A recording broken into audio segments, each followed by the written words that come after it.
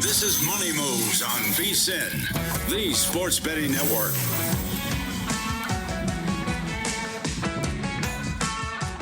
Happy Monday, everybody. Thanks for starting your week with us here at VSiN. Money Moves crew holding it down for the next 2 hours alongside Jonathan Von Tobel, Stormy Buonantony with you live as always in downtown Las Vegas, Circa Resort and Casino. Big show today coming off a big weekend. Crazy World Cup final, crazy finish at the British Open as well. If you had Ryan Fox tickets, good on you. 150 to 1 pre-tournament was as high as I saw 2,000 to 1 in the first round. He was 2 over for the day to start on Thursday. Ends up 10 under for the tournament. Birdies that final hole to win it. Way to go. As many have made the joke, but I'll make a different layered version of it. I have taken longer to take a potential game-winning shot at beer pong than he did to line up that putt that eventually won him a golf major. So, 22 seconds, I believe it was, that he just sat there, lined it up, knocked it down. Good for him. Pretty fun tournament for the most part. Generally, from a betting standpoint, it's kind of lame when the books can walk away with most of it when it's like a very small guy that doesn't have that much. But at the same time, cool story as well. So, really enjoyed it. Always liked the Open Championship as well, given the time. And it was a pretty ballsy thing to do at the end. It's a fun weekend for, again, no doubt about it. What was more unlikely? I wonder, Ryan Fox to win in that fashion, or Lionel Messi not to have a shot on goal in the World Cup final, which we will delve into more in a moment. But first, time to set the table for the day. You know what time it is. It's time for the top headlines and topics of the day. This is The Rundown. All right, quick preview of everything we're going to get into today. Plenty of Major League Baseball talk. First hour of the show, we'll preview the 15-game slate. A couple aces on their respective hills today. And one guy who will not be taking the bump for a while, JVT. The show goes on, but not for Shohei in the rotation, out indefinitely from a pitching standpoint due to irritation in that left knee. Begs the question for Shohei Ohtani, is he having a strong enough hitting season that he should be this monster favorite for NL MVP? Or is this our opportunity to come in and strike with somebody else in the National League? Lots of plus money on the board. We'll discuss that in a little bit. And it just means more in the SEC. Today is day one of SEC Media Days out there in Tampa. 4 teams we'll touch on today are the 4 teams speaking: Oklahoma, Kentucky, Missouri, and Tennessee. And I don't know what Brent Venables did to the college football scheduling gods, but boy, do the Sooners have a gauntlet ahead. Yeah, look, the SEC is going to be a fun league. I'm starting to just get into it. Just got done with the Mountain West over the weekend, so really getting started because our college football betting preview will be out at the beginning of next month. I have the Mountain West and the SEC, so it's good for me to start this with the SEC Media Days here in full swing. And those 4 teams, not the sexiest of squads, but there's a couple, including Oklahoma, that I think have some really strong upper mobility if everything hits right. Yeah, there is some intrigue with those 4, I think. We'll also continue our Money Moves College Football Top 25 reveal, teams number 18 and 19 today, as well as beginning our NFL training camp tour from sea to shining sea. We're going to go cross-country, hitting all 32 teams in 32 days, starting with the sharp teeth and claws Carolina Panthers today. So this is actually a really deep cut. Maybe some of our crew would recognize this, some of our audience. So Justin and I were talking about this. This was my idea in terms of slating it like this. Generally, people do 32 teams, 30 shows, whatever it is. We're doing this Madden 04-05 style. Yeah. For those who don't remember the training camp drills you used to be able to play on Madden, where you would get in the bus and drive across country and do different training exercises. That's our goal. So we're driving across the country. Our ultimate destination? Los Angeles, where the Super Bowl will be held. Los Angeles Rams will be our final team, but we are road tripping all the way out to L.A. for the NFL. We're doing a unique way to do our team previews this year. Works out well that we're ending in L.A., not only because that's where the Super Bowl is going to be hosted, but Rams also happen to be your Super Bowl favorite where things sit right now. While football is on the brain, let's kick things off on the pitch where we had an absolutely suffocating performance from Spain yet again yesterday. They top Argentina 1-0 for their second World Cup victory in the country's history. Torres scoring your extra time game winner in the 106th minute, third latest game winning goal in a FIFA World Cup ever, second substitute ever as well to have a World Cup game-winning goal. And I was out here at Circa, actually, watching over in Derek Stevens' spot. Thank you so much, Derek, for the accommodations once again. It was awesome. And as someone who had a Spain ticket in hand, that was such an unbelievable and unbelievably frustrating watch because of how dominant they were the entirety of the game and have to win in that fashion. Yeah, I mean, you see the numbers here if you're watching up at vsin.com. It was utter domination for the Spanish in every sense of the word. We could talk about the historical context of the numbers that Argentina put up, but just look at the one thing you really need to look at, shots on goal, 12-0. The Spanish dominated possession. They dominated the chances. That was one of those, when we call these sports stupid, we mean it. lovingly. We've talked about it when it comes to hockey, talk about it when it comes to soccer, basketball, in a sense, too, when a guy just can't hit an open shot. But this is capital V variance. You're pouring shot after shot, dominating possession. You and I both, Spain in regulation to some extent. The parlay we deserve better. And the under 2.5, right? Yes. The parlay and the Spain to win regulation, I mean, that was there. I was gold. And sure enough, they can't get it. But I think it goes back to what have we hit on with the Spanish team this entire time? They just felt underrated. And we caught on to this pretty early in the knockout stage where they were playing with such force on defense. Mm-hmm. And it came to fruition. Every single team, save for Belgium, just shut out. And the fact that you don't even give up a shot on goal to a team with Lionel Messi on it is absolutely insane. Yeah, 7 shutouts, the most ever in a single tournament for a team. Spain, the best defense is a possession-filled offense, right? I mean, the possession numbers that they had throughout the entirety of the tournament, best in the World Cup, and it showed up once again in this spot. And I don't know about you, but I constantly, as a Spain bettor in this game, I just kept thinking it has been all Spain the entire time. Argentina's goaltender, though, is playing out of his freaking mind. I can just see it where something flips and they get the ball in the attacking third and Messi's going to do something amazing and end up scoring and winning this match. That was my constant fear and frustration late in the game. Well, it's because Argentina was doing it the whole tournament. Yeah. And actually, we asked the question on Friday, right? If there's any team that was going to do it, it would be them. Or can they keep doing it? And eventually, that had to end at some point. And eventually it did there for Argentina. But it's obviously different than hockey in terms of the volume of shots you're going to get on net. So I kind of had faith that the Spanish were going to pull this off just watching it, only because in hockey, right, the variance of pouring shots on and whatnot, the volume back and forth, the chance you're going to get one to leak through, even with your goaltender standing on its head, is a little bit higher, I would think, and just because of what you're going to get there. But that was absolutely insane. And I mean, the whole run, I think, has been pretty insane for Spain. I don't think we've talked enough about how dominant that was the entire way. And I mean, yes, I totally agree with that concept. But I was just going to say one last thing on the Argentina side of it, too. They go down a man with the red card, and still Spain couldn't score. That was another thing. I was like, I don't understand what's happening right now. But yes, you said it. Spain only conceded 1 goal this entire tournament. They go into that match with France as an underdog and made France look silly with what they were able to do defensively. And it was night in and night out throughout the course of the tournament. Very deserving winners. I know a handful of people here at VSiN did have Spain to win it all. So good on you guys for cashing that thing. Meanwhile, how about Golden Ball? Rodri ends up coming through the win here pre-tournament, 33-1, leads the tournament in touches and completed passes, 4th in recoveries, as we talk about how possession dominant this Spain team was, but didn't have a single goal or an assist. First non-attacker to win since 2018. And we talk about what they did against France and Argentina, those final 2 games. You limit Mbappe, Michael Olise, and Lionel Messi to 0 shots on target the last 2 matches. Incredible. Yeah, dude. So I think this is for the entire tournament.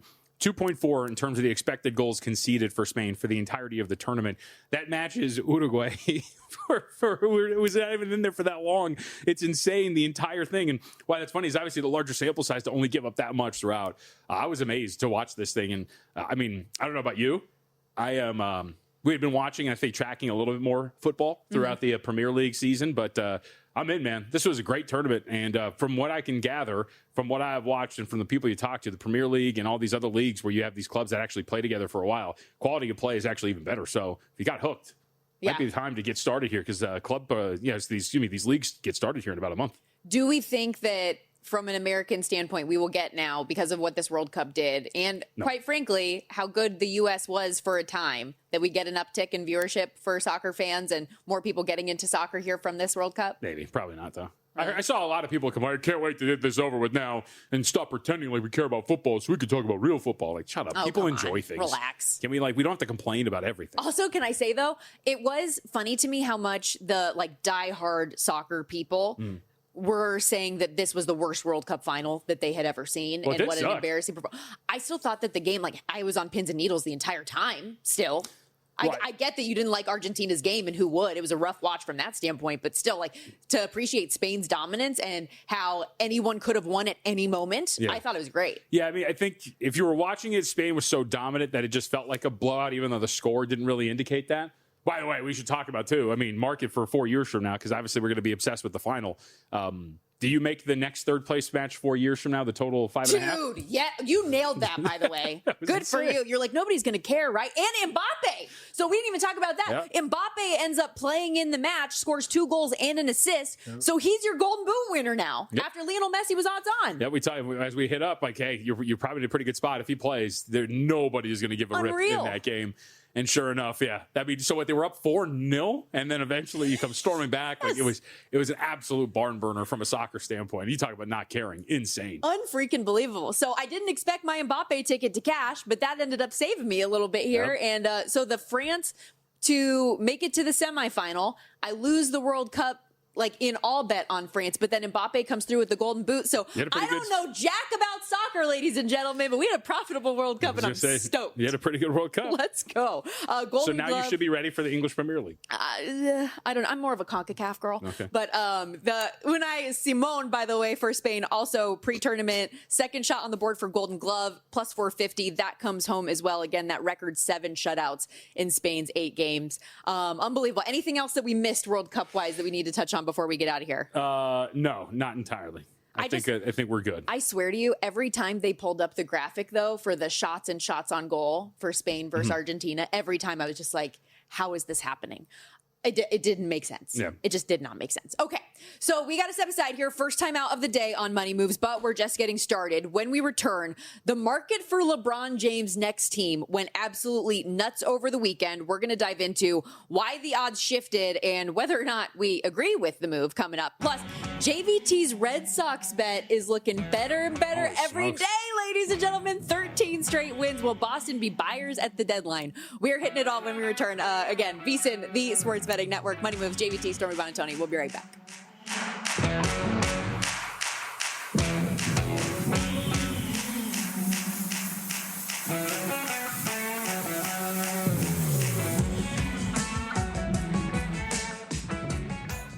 Hey, let me get your attention real quick, podcast listeners. I've got something for you that feels too good to be true. First, credit where credit is due. If you're listening to this podcast, you're already leveling up your betting game. You're riding along with our best bets and top angles. And when there's a good game on, you're probably getting involved with a few props and alt markets as well.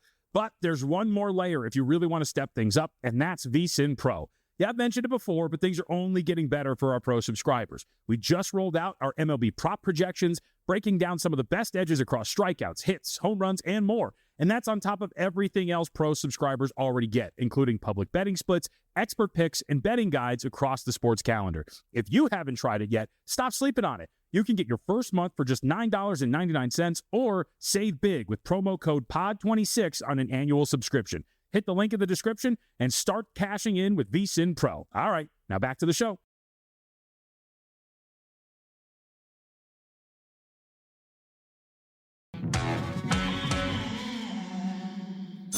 You're watching Money Moves here on VSiN, the Sports Betting Network.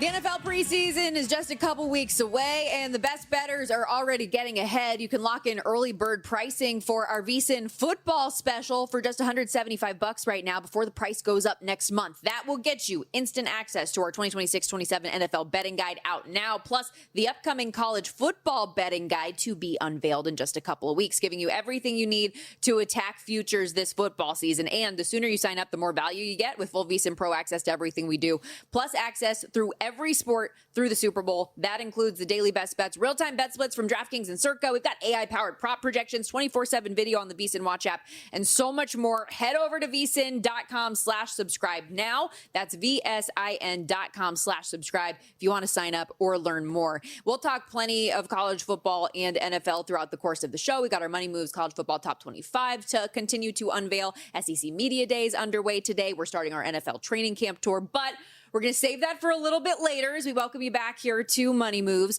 Going to get into a little NBA off the top, some Major League Baseball for the next half an hour as well. Real quickly, NBA Summer League wrapped up. RIP, Grizzlies and Hawks. I know, but did you do any hedging? Did you do anything like that with Golden State over the weekend? I'm going to send you. I'm going to read a text. No. I'm going to read a text that I sent yesterday. Oh no. So Zach Cohen, as part of the Heart Rate Handicappers group chat, said Cam Boozer is going to be top 5 player in the league at some point in the not too distant future. How hot does that take? To which I responded, it's hot because he couldn't hit that effing shot. 0-2 with the game on the line. He's a bust. No, I didn't hedge. You're not really a big hedge guy typically. So you Mitch and I have talked about this, and maybe we'll run this conversation back on Pot of the Futures because we have not had that on there. But we've discussed it on Money Moves, Follow the Money when we've been on. Which is just, I think you got to pick and choose, like, who are you going to be, the hedge or not hedge person. And look, it was an 8-1 ticket. It wasn't the most. I know Mike Palm would disagree. I think he says you always want to monetize something. But at the end of the day, it wasn't for life-changing money. I thought they could win that game. There's a reason why I made the bet. So just sat back and saw what they could. And, of course, had the ball down a single point with the game on the line. And Boozer did miss a shot. I am obviously being facetious there. I think he's going to be very good. But yeah, it was tough. He had a great summer league and all. He had a great summer league. And I don't know if I'm sure you were locked into the game. There was a possession down late where, they're down 3, I think it was, and they're trying to inbound it. And they actually run a nifty looking play to get Boozer open on the opposite side of the inbound. But the inbounder just sailed the pass over and out of bounds. And that was all she wrote. And they ended up losing it. So tough one. But either way, you were right there to cash an 8-1. So if you played it, you had an opportunity to get something out of it. Yaxel Lendenborg ends up winning that head-to-head with Boozer and named the championship game MVP. While basketball is on the brain, though, I know we're talking about this every day, and it gets boring, but every day it's also kind of interesting the way the market has shifted.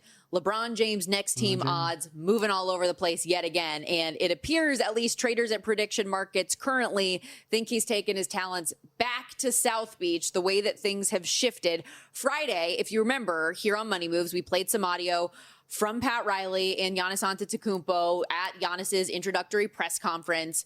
They were very publicly campaigning, right, to have LeBron James as a part of what they're trying to build in Miami. But as we talked about again Friday, there were no movement in terms of the odds. They were sitting there at 18, 19%. That is until Saturday. Miami surged up to 32%, then surged again as high as 53%, currently in the 46 to 49% range, depending on where you're shopping. At DraftKings as well, Miami's minus 105 in the favorite driver's seat now. This is wild. Every day, it's something new. It is. I mean, I don't even know what we're really supposed to do with it because the market, prediction markets at least, seem to pick and choose the information they really want to buy in on. There was this really out of nowhere move on Golden State that the only thing I could find was Draymond knew what number he was going to pick when LeBron came, like if they were going to switch jerseys. But there's no real concrete reporting that Golden State was in. And actually, there was reporting contrary to that, that they were outside of the top 3. And yet we saw a really big push in the prediction market from Golden State. And then all of a sudden now you see this where, based really on nothing factual, at least no concrete reporting, then you see this push here. I sent you a tweet. Josh Eberle, who's based out of Canada, does a great job covering the league. He tweeted out that it's going to be Cleveland. And he even said to the extent, I think, what did I tell you guys, or what did I send you guys that?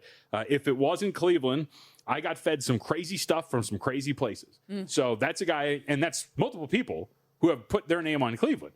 Windhorst hasn't outright said Cleveland, but a lot of his reporting has been heavily leaning toward the Cavaliers as landing him. So we will see what happens. I still would say if we're following the tea leaves, it seems more like Cleveland, but the prediction market seems to think something different. Betting markets have followed suit, as you have mentioned too. But remember, again, I will state this 1,000 times so I'm blue in the face. Giannis Antetokounmpo was an odds-on favorite to go to the Boston Celtics, and we just watched him get introduced by the Miami Heat. So for those who think that these movements mean something, I would tell you it means nothing. Nobody really knows until we are actually told. Maybe it is going to be Miami. But at the end of the day, the prediction markets and the betting markets are just following everything that you are too. If you do think that the Cavs are worth a play, though, plus 170 available at some of these betting markets. If you want to get plus money on a team that was the favorite for the last week or so, ultimately, and probably narratively makes the most sense for him when you put all of the pieces together. Also saw the announcement timing market at Kalshi and Polymarket move, while the before July 22nd market is at around 50%. Before July 23rd leaps up to more than 70% and gets higher each day after that. So at least that is the thought process. Although I know you said, what is it, Pat Beverly, who said that he believed he was getting announced today? Today, yeah. That was according to the rumor mill, according to Patrick Beverly. Today's the day that we're going to get it announced. I mean, I think it makes sense that he wasn't going to do it over the weekend. Please break while we're on the air. That'd be great. And I also think, too, it makes more sense because, look, I think the criticism of LeBron is a little over the top. I will reiterate that if you are somebody that says, one, they don't care, go to all of these prediction markets and see how much money is being wagered on this. Yeah. You're wrong. The other thing is the people that think he's not going to have an impact on a team, again, you're wrong. Just say you don't like him and that you don't want to hear about it. But with all that being said, this is going to be a massive story, and he'll have an impact on this from a future side perspective. And his ego, I think that's part of it. He wants to be the center story. And so I think that's why we didn't get it over the weekend, because he probably wants the media cycle. And so we'll see if it happens today. We get all week to talk about it. But I would assume that at the very least, by the end of this week, I would think that we know. You said the money involved in his on Kalshi, more than $169 million in liquidity. Nobody cares. And that's just on Kalshi. Polymarket, more than, where are we at? 30 million there. Nobody cares. For the time. And it's even more than $1 million in liquidity on the Wen. So just keep that in mind. I know we're going to talk baseball coming up in the next segment, but we can get a jump start on it here now, because I mentioned in the tease your Boston Red Sox to make the playoffs bet. I don't know if they have lost a game since you made that bet on a 13-game win streak right now. When did you make that comment? I believe I'll check the date on the ticket right now, but I believe we were tied. It actually started. So they've won 21 of 26 games, and I would think it was at the start of that run, not at the start of this winning streak. So either way, and I would believe it was a game before they lost 2 to Washington.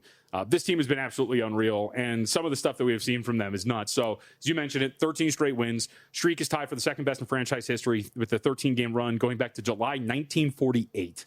Their franchise's longest winning streak, 15 games, was June 1946. You remember that summer fondly. Oh, of course.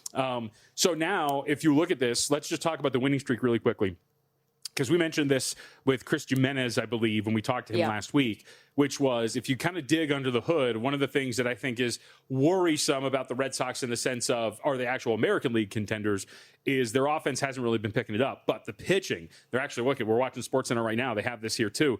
A .175 ERA for the entire team in terms of earned run average. If you split it up, their bullpen has a 105 ERA over this 13-game winning streak, a 232 expected. Their starters are awful. A 231 ERA with a 332 expected. The pitching has been absolutely incredible.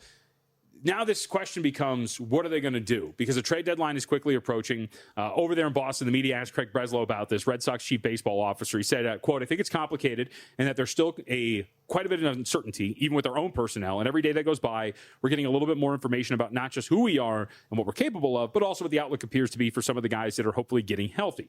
Next 10 days or so are going to be really critical in informing that, understanding where guys like Ranger Suarez and Connolly Early are in the short term, understanding where Roman Anthony and Garrett Crochet, Trevor Story, because that's going to help dictate not just what we do, but where we focus. So still a lot of information to factor. And that's the crazy, scary part about this is, as we have discussed, and we brought it up with Mike Palm, the fact that a guy like Garrett Crochet is sitting out, all of these sort of things. I think this team ultimately becomes a really big buyer at the trade deadline.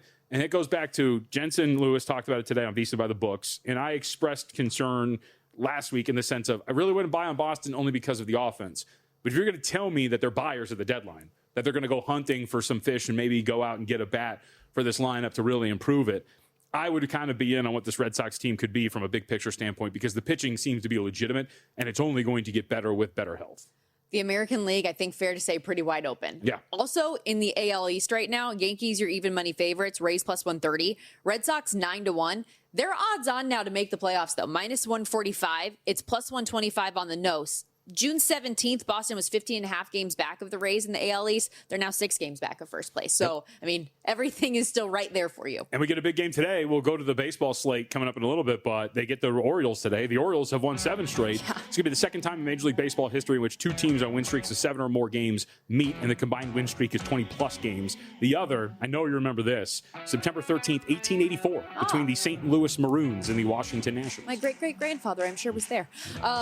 Yeah, they swept the Astros to start the second half, had 4 wins going into the break, and we'll see what that ends up happening today. We got to step aside. More baseball, though, when we return on Money Moves.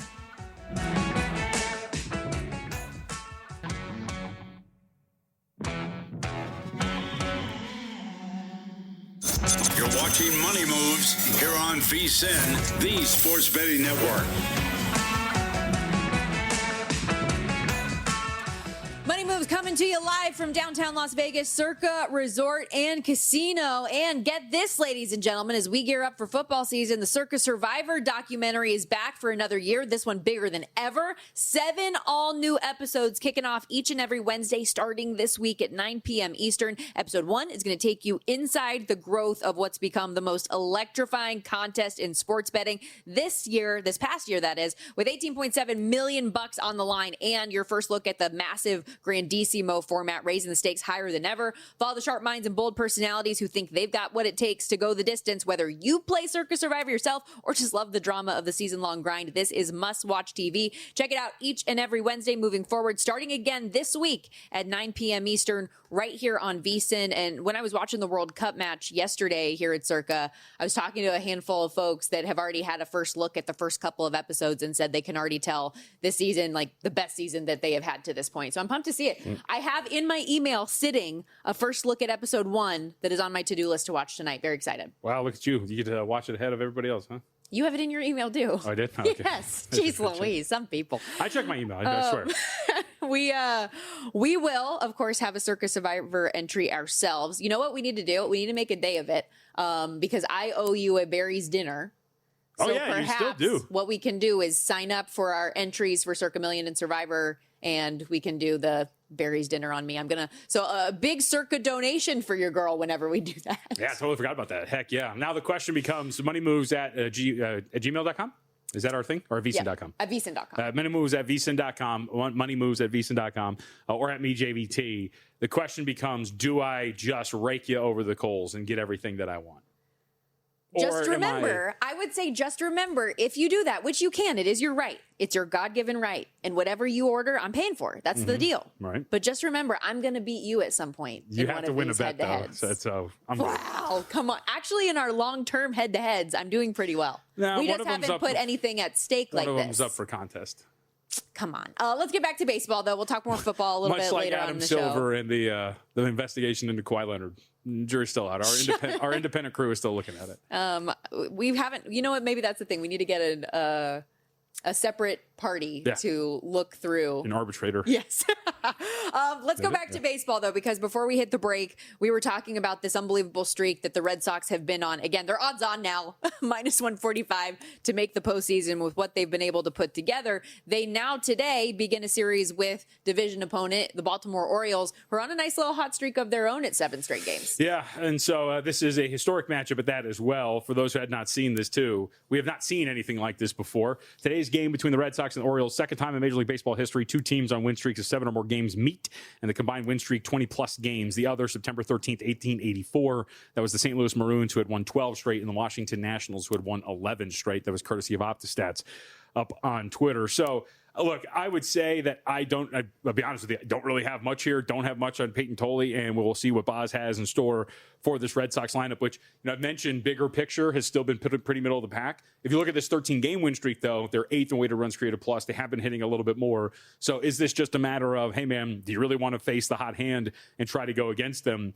I think you can make the argument that maybe pricing-wise, we're getting a little heavy on Boston. I mean, we're upwards of a minus 160 at some spots for the Red Sox to pull this thing off. When you have an Orioles team that I think in terms of pure power rating is probably pretty close to what they are, the Red Sox, that is.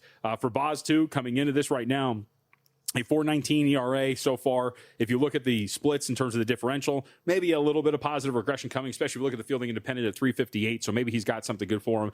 And he has at least turned things around. If you remember, going back to a start on the road against my Angels, he had given a 5 earned run over the course of 5 innings, got beat up pretty well in that one. But since then, has given up just 3 earned runs fewer in his last 3. So he's really evened out for the most part. So I think pricing-wise, probably at the top of the market. I don't think there's really any arguing that. And I'd rather take a piece of Baltimore than anything else. And I think that's just from a number standpoint. Obviously, I would love for the Red Sox winning streak to continue. I would love if they were to just never lose a game for the rest of the regular season. That will expire at some point, though. Missed opportunity by me not to have our We're Going Streaking open for that breakdown.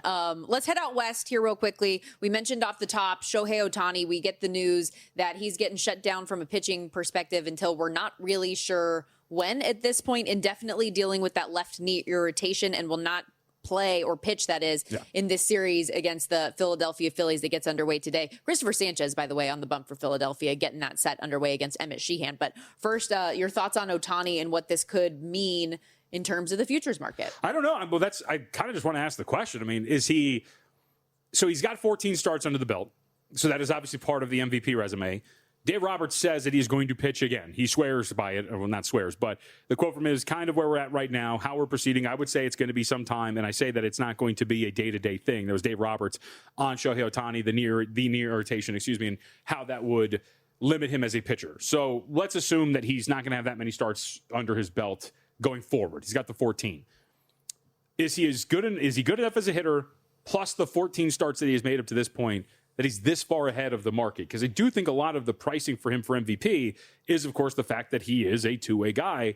But if the two-way stuff is eliminated for the most part now, has he built up enough of a resume that he still deserves to be priced this far out, I think is the real question here. So with that, he's a $6 favorite right now against the field. And minus 800 over at FanDuel. You're looking at DraftKings too. So again, shopping around. Do you have DraftKings in front of you? Or do you just have the field price? I just have the field price. I'm curious, if you want to take, what's the field price?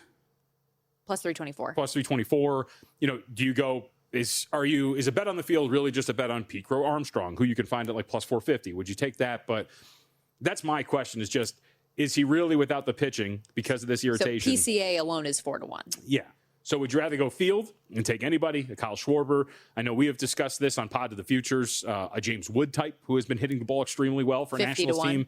Yep, that is right there in the race for things. So I'm curious because with this knee irritation, it at least takes away for a good chunk of the rest of the season some of the biggest weapon Ohtani has. But he has been hitting the ball really well. He's still hitting it well, even with the knee issue too. So we'll see what that means. But I'm tempted to maybe and we talk about this all the time with awards. In reality, are you right in saying there's a higher probability of a player winning it, but it's still, he's so far ahead that you're really not going to? I don't know, but I am curious to see how this plays out with the fact that he is now just limited to being a hitter for the foreseeable future. Top of the board again, Ohtani minus 600, PCA 4-1, Schwarber 30-1, Juan Soto 40-1, James Wood 50-1, and then everything else is 75-1 or higher.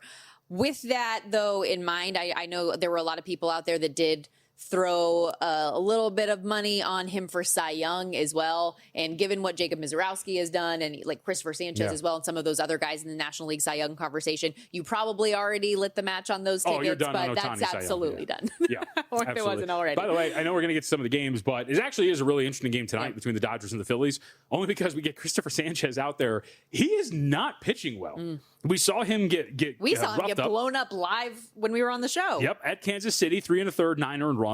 He was good on the road against Detroit, gave him 7 2-earned runs, struck out 7 in that start. But then he goes out in the All-Star game, Stormy, pitches an inning, gives up 3 earned runs on 3 hits. So, overall form for Christopher Sanchez has not been good. He has had a lot of big blow-ups. I am really, really interested in this game tonight to see if this pricing is correct. You mentioned Emmett Sheehan's going to get the start up opposite him right now, but we saw this open up $1.40. We're still in that price range of $1.42, but I don't know, man. I don't know if you have that much faith in Sanchez, given the up and down nature of the way that he has been pitching over the last half month to a month. And now you're getting on the Dodgers about a plus 130, just under that price tag on him. It seems too easy to fade Sanchez given his recent form, but this is a fascinating game today. And not often that you get plus money on the Dodgers either. So plus 123, run total in this one 8.5. Last couple minutes though before we hit the break, go from one Cy Young candidate to another, Jacob Mizorowski, who he is rested and ready to go now in the second half after taking the last 2 weeks off. What should we expect in his first start back? That's the other question too. Is he's, like you mentioned, he's coming off of the scratch start from fatigue. He wanted to rest, and so now we get to see him. And over his last 3 starts, he has been on the surface. He has been Jacob Mizorowski. He's got a 2.50 ERA. However, he's been taken deep 5 times in those 3 starts. He has a barrel rate of 8.6% for the season. That's at just about 3. And then his hard hit rate, 45.7% over these last 3 starts that he has made for the season. It's just over 30. So he's given up a lot more hard contact. He has given up more home runs. And then we get the scratch because of fatigue. And this is the first start out. Are you laying 218 with him and the Brewers against the Mets? I can understand why the pricing is this high, but Stormy, we opened up on the overnight at $1.80, and now we're upwards of minus 210. Peralta has not pitched extremely well. If you go back to June 3rd, 8 starts, he's got a 6.10 ERA, but the expected ERA is actually 3.82, so there is maybe some room for some regression there. The hard hit rate and the barrel rate, not exactly the best, but it's not exactly as bad as what we have seen from some other pitchers. It's pretty average for the most part. And here's the other thing about Peralta. He's got 3 starts in which he's allowed 5 or more earned runs. He's also got 5 starts in which he's allowed 2 earned runs or fewer over this span. So he, too, has been all over the place. Could you paint a picture of Mizorowski, who's dealing with some fatigue, coming off of a long break, who's been giving up some tater tots to some opposing hitters, that you can get enough from Peralta here that taking a plus 188, which is what's available here at Circa, is worth grabbing with Peralta and the Mets. I would think you can make the case that pricing-wise it might be worth looking at. And I know the Mets haven't been great, but revenge game for Peralta, too. There's always that angle. Okay, coming up next on Money Moves, talking season continues with college football, SEC Media Days, day 1 of 4 from Tampa kicking off today. We're going to touch on all 4 teams that had head coaches and players on the podium, including the Oklahoma Sooners. Can John Mateer revitalize his Heisman hope in Norman? We'll discuss.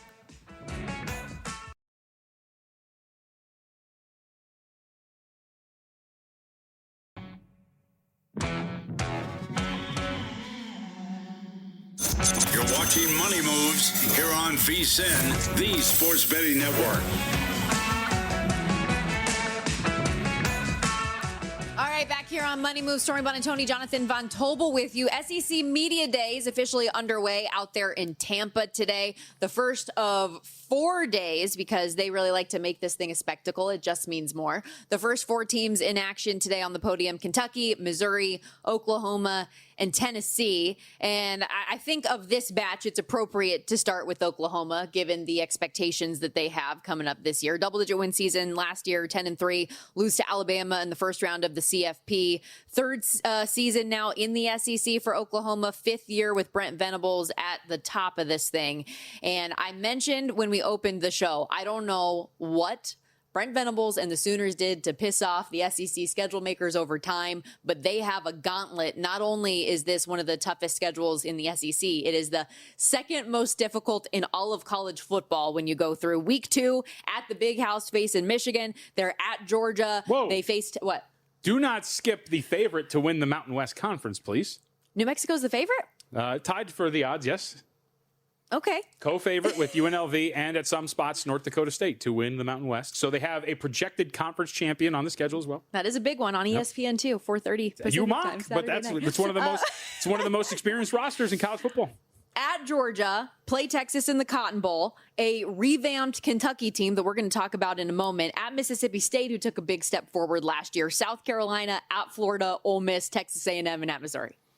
It is a very difficult schedule, including New Mexico among them. How dare I not mention UTEP in week 1?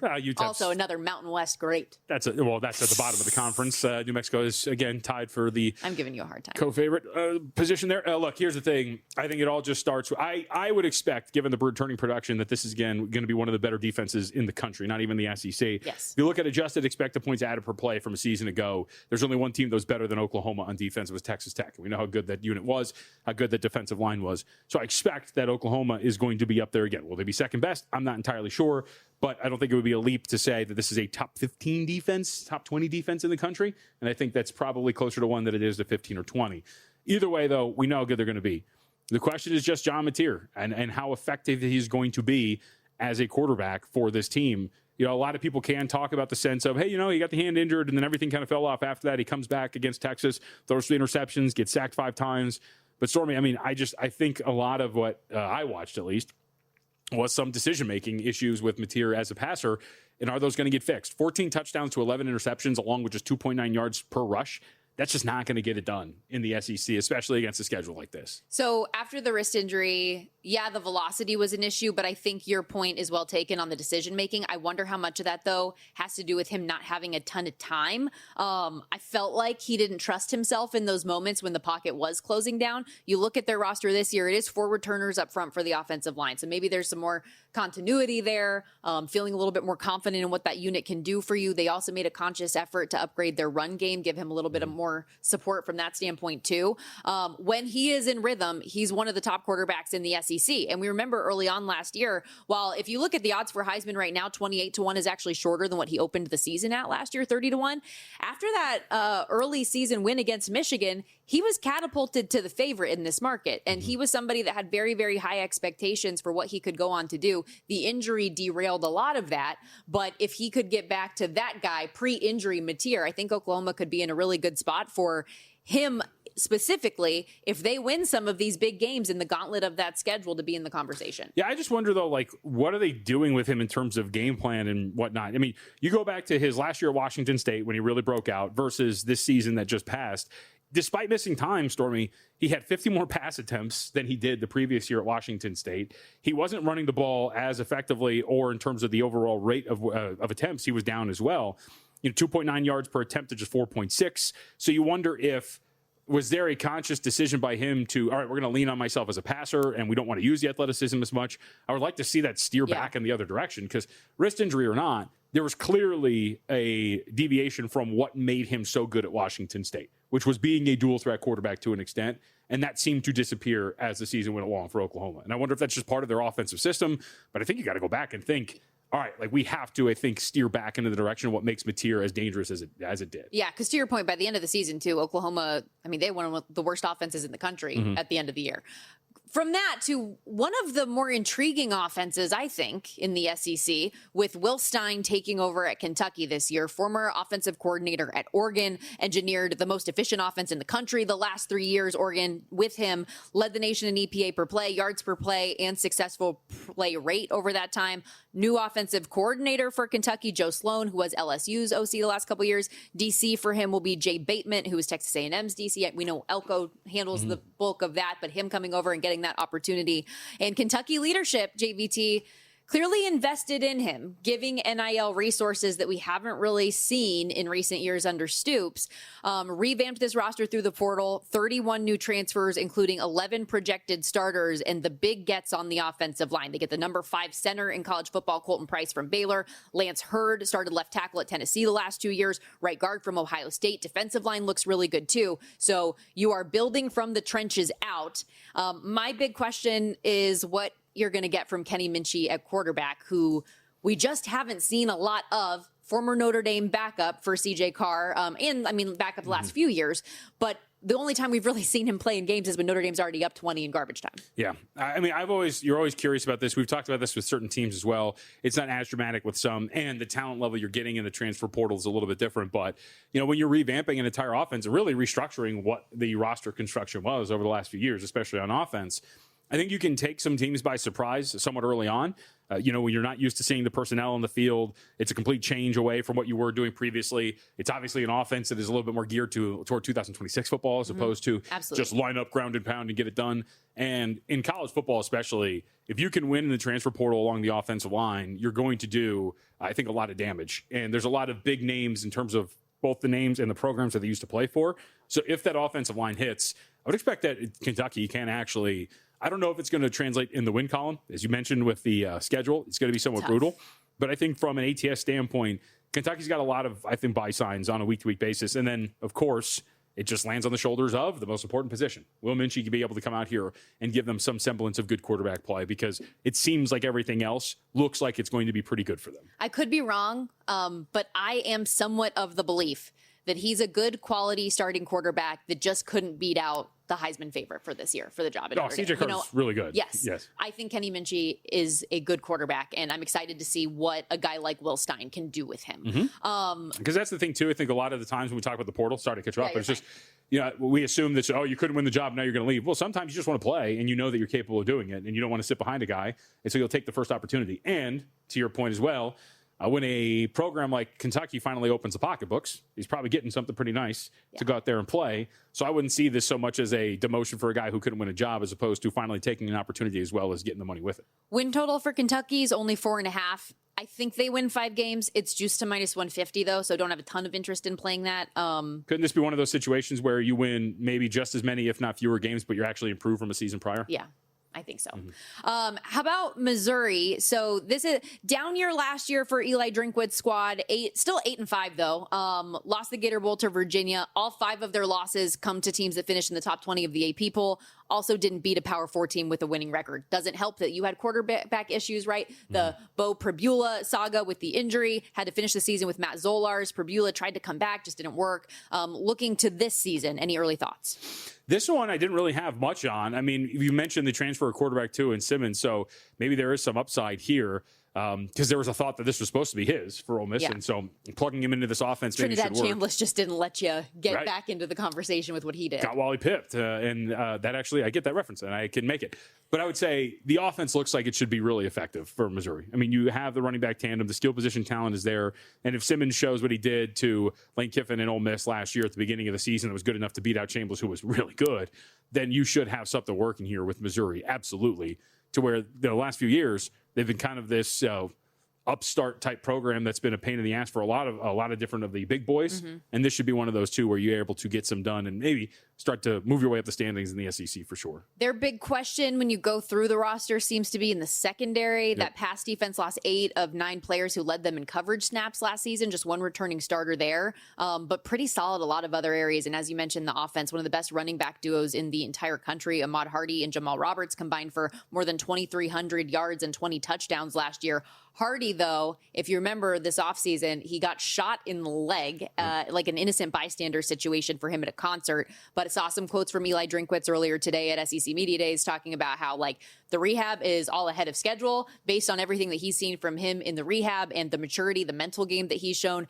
Once he's back, could be even better than he was previously. So high expectations for Hardy coming out of that. And obviously, like, thinking about him, my goodness, unbelievable. The schedule is, I mean, with a lot of these SEC teams, pretty daunting for them, too. I mean, that's going to be something you have to navigate. The road trips aren't brutal. At Mississippi State, at Ole Miss is going to be a challenge. At Arkansas, who's rebuilding. At Georgia, you get a lot of tough opponents at home, though, which, if you want the tough opponents, one way to get them is at home. Big football day for us. We're also going to talk through our Money Moves College Football Top 25 as we continue to reveal teams on that list. And coming up next, we begin our NFL training camp tour with the Carolina Panthers.